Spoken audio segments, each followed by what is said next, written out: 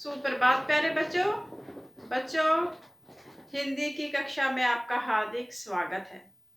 बच्चों, व्याकरण के अंतर्गत आज हम पढ़ेंगे शब्द और पद में अंतर। शब्द और पद पिछले वर्ष तक 10वीं कक्षा के पाठ्यक्रम में था, लेकिन इस बार 9वीं के पाठ्यक्रम में सम्मिलित कर दिया गया है। तो देखते हैं शब्द और पद में अंतर। शब्द और पद। शब्द वर्णों के सार्थक समूह को शब्द कहते हैं। ठीक है, वर्णों का सार्थक समूह शब्द कहलाता है। जैसे क वर्ण है, म वर्ण है, ल वर्ण है। क जमा म जमा ल, कमल। कमल एक सार्थक शब्द है, इसीलिए ये शब्द है। अगर हम लिखें म जमा क जमा ल, मकल। मकल जो है सार्थक नहीं है, इसीलिए यह शब्द भी नहीं है। क्यों?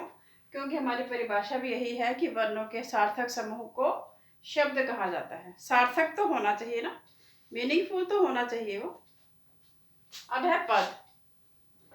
शब्द जब, अच्छा इसका उदाहरण देखिए, जैसे कमल, लड़का, ये शब्द का उदाहरण है। अब है पद। शब्द जब व्याकरणीय नियमों के साथ वाक्य में प्रयुक्त होता है तब पद कहलाता है। जैसे, ठीक है, जब वही शब्द व्याकरणीय नियमों के साथ वाक्य में प्रयुक्त होता है तब पद कहलाता है। जब स्वतंत्र रूप में प्रयुक्त होता है तब शब्द होता है। जैसे कमल तालाब में खिलता है। यहाँ पे कमल जो है, यहाँ पे कमल क्या बन गया? ये कमल जो है ये पद है। क्यों पद क्यों है? ये क्यों है? क्योंकि ये वाक्य में व्याकरणीय नियमों के साथ प्रयुक्त हुआ है। जबकि हमने यहाँ कहा था कि कमल जो है शब्द है, वहां पे स्वतंत्र रूप में था, अकेला था, इसलिए वहां शब्द है। लेकिन यहाँ पे व्याकरणीय नियमों के साथ वाक्य में प्रयुक्त हुआ है, इसलिए कमल यहाँ पे पद बन चुका है। अब है वाक्य, लड़का दौड़ता है। ठीक है, लड़का हमने कहा था कि शब्द है, यहाँ पे तो शब्द ही है क्योंकि स्वतंत्र है, अकेला है। लेकिन यहाँ पे वाक्य में प्रयुक्त हुआ है व्याकरणीय नियमों के साथ, तो यहाँ पे लड़का जो है वो पद बन गया है।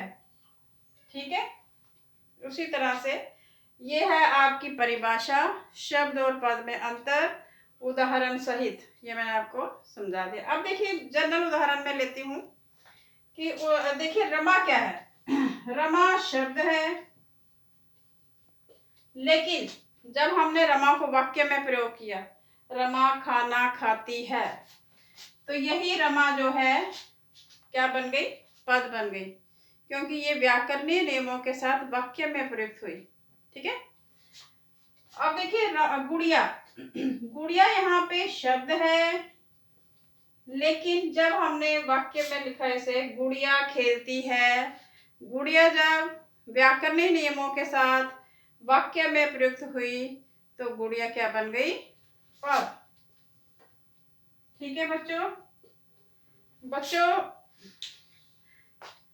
मुझे आशा है कि आपको शब्द और पद में अंतर स्पष्ट हो गया होगा। धन्यवाद।